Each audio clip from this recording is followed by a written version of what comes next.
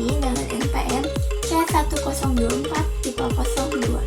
Baik, di sini saya akan sedikit menjelaskan apa aja pembelajaran yang saya dapatkan selama di mata kuliah Inovasi Bisnis dengan dosen penghampun yaitu Bapak Dani Ramdhani SEMAK.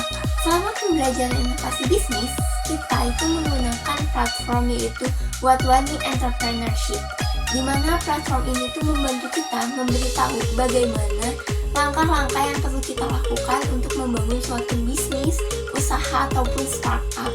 Nah, di dalam platform ini tuh terdapat 11 modul yang memberitahu kita step by stepnya, langkah demi langkah, bagaimana kita akan membuat suatu usaha.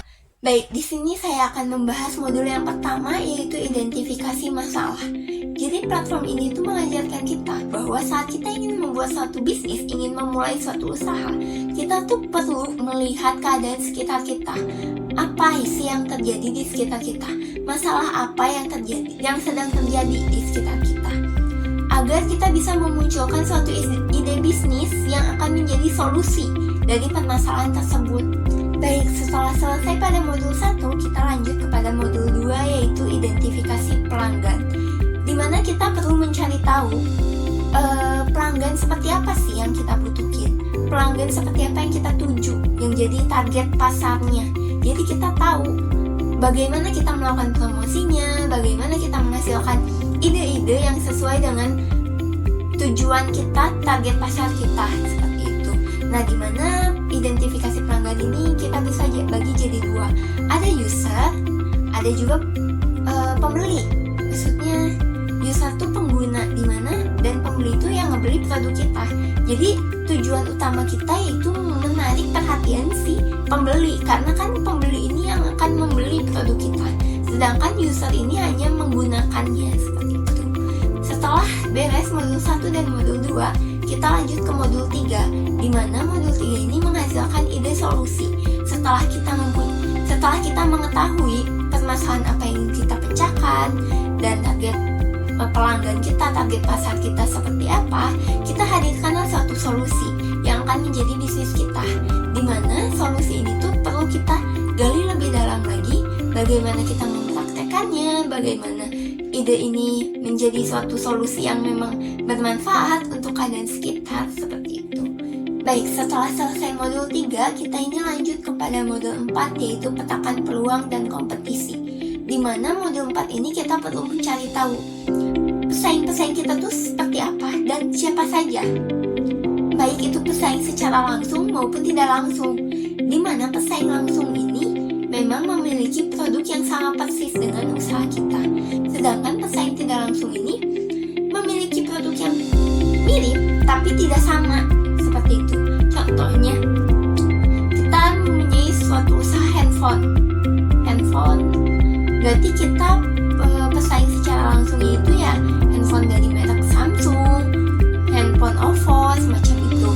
Nah, untuk pesaing tidak langsung itu bisa ke laptop, karena laptop dan handphone ini tuh memiliki fungsi yang sama, tapi secara pemakaian tuh bisa berbeda gitu.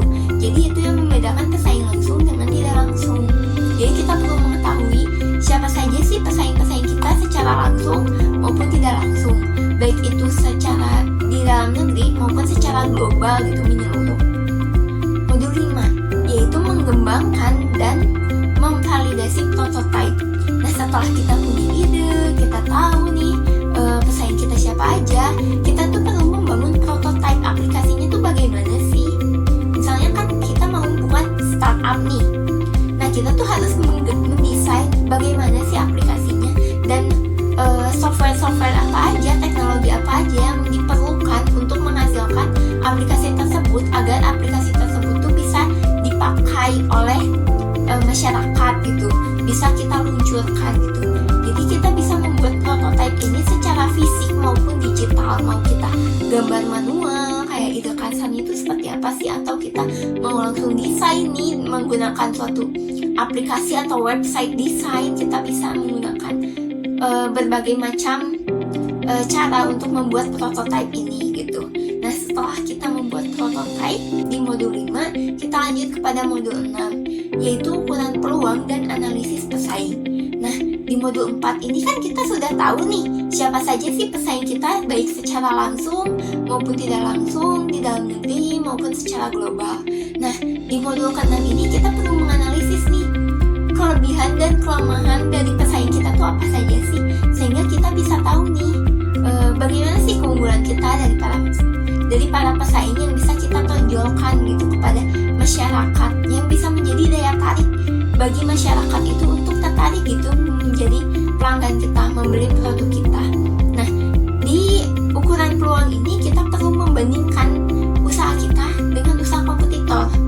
Kita udah tahu nih siapa pesaingnya, kita bandingin nih, dia tuh kelemahannya apa sih, kelebihannya apa. Dan di usaha kita juga kita perlu mencari tahu kelemahan usaha kita tuh apa, kelebihannya apa gitu. Dimana yang kelebihan itu kita bisa tonjolkan gitu kepada masyarakat agar tertarik membeli produk kita. Nah, setelah kita menganalisis dengan kompetitor di modul 6, kita lanjut kepada modul 7, yaitu kembangkan model bisnis. Nah, dimana kita tuh perlu memilih model bisnis seperti apa sih yang kita mau gitu. Contohnya dari segi mendapatkan pendapatan. Nah, kita tuh ngambil keuntungan tuh dari apa sih? Dari kayak komisi kah? Atau memang dari penjualan per unitnya? Atau semacam berbagai macam lagi, banyak ada metode-metodenya, ada model-modelnya dalam mengambil pendapatan tersebut. Nah, kita juga perlu mengembangkan Learn Canva Startup. Jadi kita tuh perlu mengembangkan desain dari startup kita tuh bagaimana, seperti itu. Lanjut, di sini ada modul ke-8, yaitu strategi pemasaran dan penjualan. Nah, pada modul ini tuh kita perlu mencari tahu nih media apa sih yang kita perlu untuk sebagai sarana promosi kita. Nah, media ini tuh bisa dua macam ya, ada digital maupun secara cetak atau secara fisik gitu. Nah, dimana secara digital itu kita bisa melakukan promosi melalui Instagram, atau kita membuat video promosi diterbitkan di platform TikTok, atau kita bisa kerjasama dengan Instagram, dimana nanti produk kita bisa muncul gitu di para pengguna Instagramnya. Nah, selain secara digital, kita juga bisa menggunakan secara media cetak. Contohnya kita terbitin iklan kita di koran atau di majalah, seperti itu. Dan mungkin di zaman sekarang yang serba digital itu lebih efektif kita menggunakan platform media secara digital. Kita promosi itu secara digital karena masyarakat umumnya itu pada saat ini memang kecenderungan itu bergantung pada media sosial. Jadi mereka tuh pasti sering banget nih buka TikTok, buka Instagram. Jadi itu tuh bisa menjadi media yang sangat bermanfaat untuk kita melakukan promosi di platform-platform tersebut. Baik. Nah, setelah selesai pada modul 8, kita ini lanjut kepada modul 9. Nah, di mana modul 9 ini pengelolaan keuangan dan profitabilitas.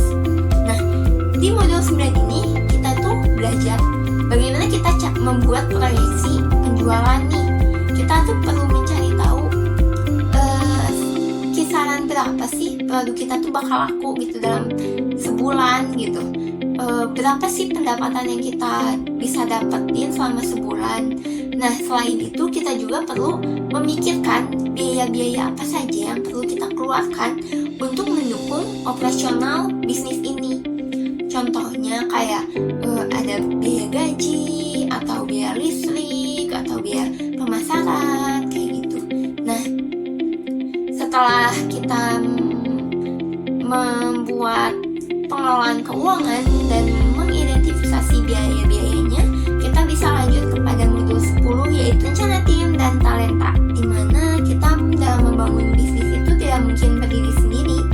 Kita memerlukan orang lain. Kita perlu membangun tim dengan anggota-anggota di berbagai bidang yang sesuai dengan kebutuhan. Contohnya orang marketing atau orang keuangan, di mana kita bisa bekerja sama untuk bisa memajukan usaha kita. Selain itu kita juga perlu mengetahui talenta-talenta apa sih yang diperlukan oleh anggota tim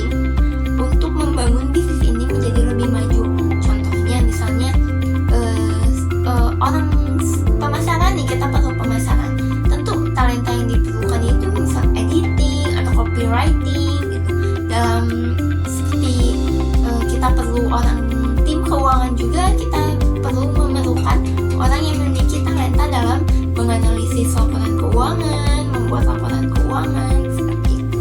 Nah, selesai pada modul 10, kita lanjut kepada modul terakhir, yaitu modul 11. Nah, di mana modul 11 ini ada penilaian skala usaha dan pitching. Nah, kita kan udah nih ada usahanya. Nah, kita tuh perlu mikirin juga nih bagaimana sih usaha kita ke depannya. Dengan dibagi 4 kuartal. Misalnya kuartal pertama tuh apa sih yang perlu kita lakukan? Apa yang perlu kita tingkatkan pada kuartal-kuartal selanjutnya agar bisnis kita tuh bisa menjadi lebih maju gitu. Bisnis kita itu bisa terus bertahan gitu dengan segala macam badai rintangan gitu ya. Jadi kita tuh perlu menilai skala-skala kedepannya itu seperti apa. Nah, selanjutnya itu ada kita juga diarahkan untuk membuat pitch decks. Nah, dimana pitch decks ini tuh kita tuh menyusun bahan-bahan, maksudnya menyusun kayak rencana-rencana bisnis yang bisa kita presentasikan untuk menyampaikan ide bisnis kita kepada pihak lain dengan tujuan untuk bisa kolaborasi atau kan mendapat pendanaan dari investor seperti itu. Nah, cukup membantu gitu ya untuk orang-orang yang emang mau membuat bisnis ya, namun masih bingung gitu. Perlu ngapain sih kita? Langkah apa sih yang awalnya kita perlu lakukan gitu. Nah, dengan platform World Dani Entrepreneurship tuh kita diarahkan apa saja sih yang perlu kita lakukan gitu untuk merencanakan suatu bisnis, terutama di bidang startup ya. Karena kan sekarang tuh banyak banget bisnis digital startup gitu.